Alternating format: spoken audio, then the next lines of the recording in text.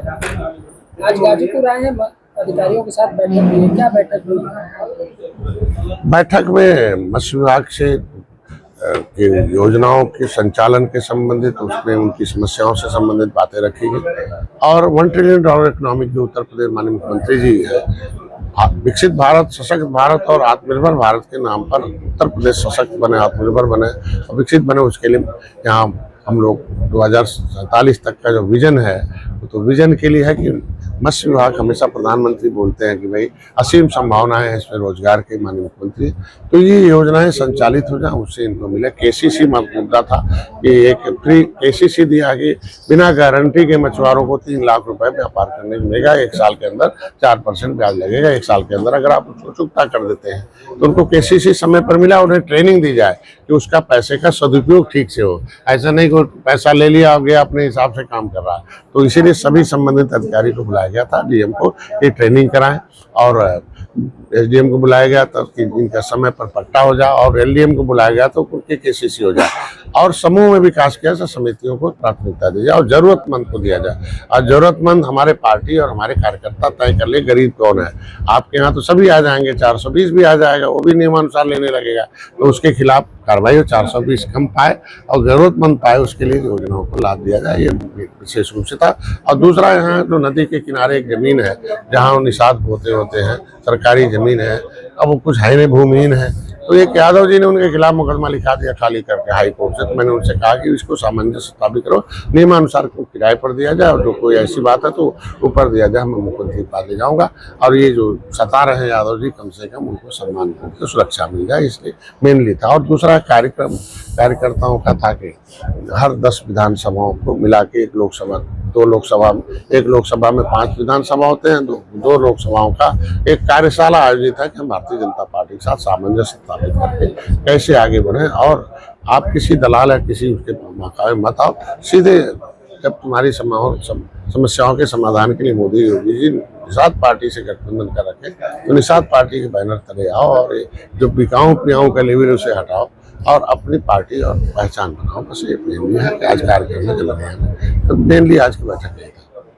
मंत्री जी, पहलगाम आतंकी हमले के बाद भारत पाकिस्तान के बीच आज एशिया का मैच होने जा रहा है और आज पूरे देश भर में इस मैच को लेकर तमाम लोग विरोध कर रहे हैं, आप इसको कैसे देखते हैं? देखिए, खिलाड़ी तो किसी देश का हो सकता है, खेल की भावना है और खेल से हम लोग सब लोग राजनीति सीखते हैं और हमें उम्मीद है कि विरोध नहीं बल्कि खेल होने चाहिए। और खेल में भारत जिस तरीके से भारत पाकिस्तान को मौके दिया था, तो फिर खेल में भी पाकिस्तान हारेगा, भारत जीतेगा और फिर भारत फिर जश्न मनाएगा। पहलगाम आतंकी हमले में शुभम त्रिवेदी शहीद हुए थे और उनकी पत्नी ने बयान दिया है कि जिस तरीके से ये भारत पाकिस्तान मैच हो रहा है ये नहीं होना चाहिए, क्योंकि पाकिस्तान हमेशा आतंकवादी भेजता है और भारत पे हमले कर। हमको देखिए, हम कोई मदद नहीं कर रहे हैं, खेल के हम उसे हरा रहे हैं। तो जैसे आतंकवाद में हराए हैं वैसे खेल में भी हराएंगे, जब लड़ेंगे तभी हराएंगे ना, तभी तो मामला भावना जाएगा नहीं हमारी टीम मजबूत है, हम पाकिस्तान को आतंकवाद में हराए हैं, हर जगह हराए हैं, खेल में भी हराएंगे, ये भावना होती है। हम उसकी पाकिस्तान की कोई मदद करें, पैसा दे के कोई अर्थव्यवस्था दें, तब तो उसका विरोध होना चाहिए, खेल का विरोध नहीं होना चाहिए।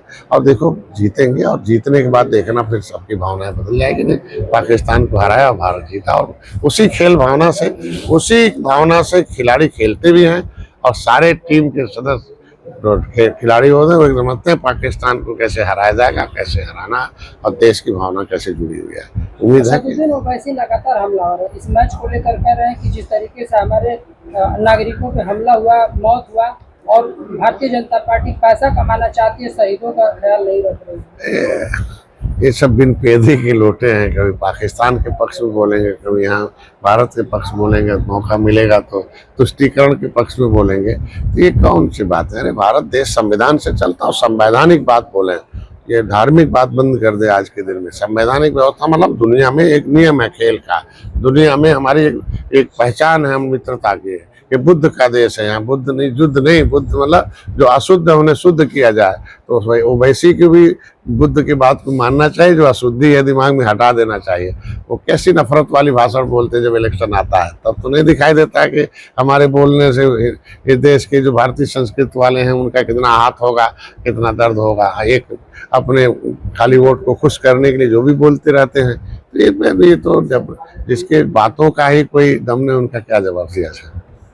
मोदी जी मणिपुर गए थे, बड़ी जोरदार स्वागत हुआ है, काफी इसकी चर्चा हो रही है। मोदी है तो मुमकिन है, शांति व्यवस्था विकास, सबका साथ सबका विकास सबका विश्वास, ये यही तो पहचान है मोदी जी का।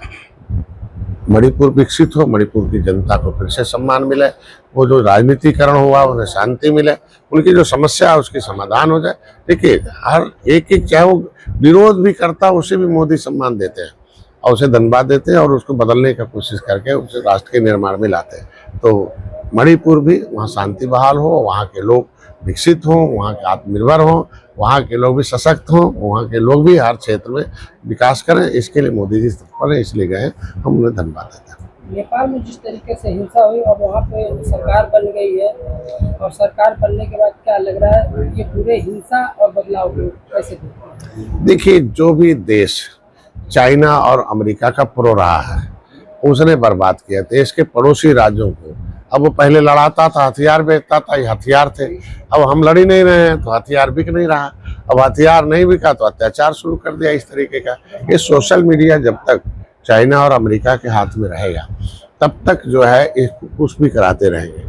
मैं इतना कहूँगा भारत को सोशल मीडिया पर आत्मनिर्भर होना चाहिए। मैं लखनऊ जाऊंगा तो पत्र जरूर लिखूंगा माननीय प्रधानमंत्री को कि ये विदेशी जो मीडिया है इसे बंद किया जाए, भारत को मीडिया के मामले में भी आत्मनिर्भर किया जाए। हमारा देश सशक्त भारत है। अब बताइए आज के दिन इस तरीके के प्रधानमंत्री के खिलाफ AI वीडियो चला के विदेशी मीडिया चल रहा है तो भाई आम जनता का क्या होगा, उसके खिलाफ कैसे चरित्र हनन हो जाएगा। कोई भी राजनीति नहीं कर पाएगा, कोई आदमी कैरियर नहीं डेवलप कर पाए। इसलिए विदेशी मीडिया तो विदेशी है, ये दुश्मन रहे, हमेशा करेंगे। अब पड़ोसी राज्यों को कर दिया, भारत पर उनकी निगाह रहेगी। मैं चाहूँगा कि नेपाल भी मेरा देश रहा, सब पड़ोसी राज्य भारत के अंग हैं। हम वसुधैव कुटुंबकम की बात करते हैं, वहाँ भी मेरे ही हम लोगों के इसी भारत के निवासी वहाँ हैं, तो वहाँ भी विकसित हो, आत्मनिर्भर हो, शांति बहाल हो और किसी के बाकावे में आए और आराम से लोकतंत्र से ही लोकतांत्रिक ढंग से काम करें, लेकिन अलोकतांत्रिक ढंग से काम करें। बिहार में मोदी जी की मां का AI वीडियो कांग्रेस की तरफ से जारी है, उसपे बीजेपी काफी गुस्सा में है। इस वीडियो को आप कैसे देखते हैं, आपकी प्रतिक्रिया क्या है? देखिए उनकी निंदा करते, सब लोग निंदा कर रहे हैं देश में, उनकी माँ का क्या दोष है भाई। मोदी तो एक लाल हैं, कमाल किया भारत में, ऐसा कमाल किया कि जो ये लोग डुबा रहे थे अर्थव्यवस्था में उसको निकाल के उसे तीसरे नंबर पर ला दिया है। जहाँ पहचान खत्म हो गई थी दुनिया में, अब स्वागत हो रहा है। तो आज के दिन में ये छोटी बात नहीं, ये सब लोग हैं, जनता जनार्दन है, जज है। और बिहार के चुनाव में आज के दिन में ये जो फर्जी काम है कांग्रेस का, वो जनता उसका जवाब देगी।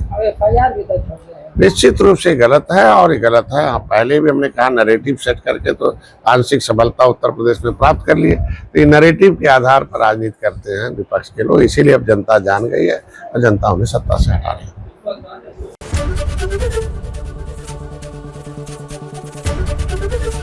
ABP गंगा, खबर आपकी, जुबान आपकी।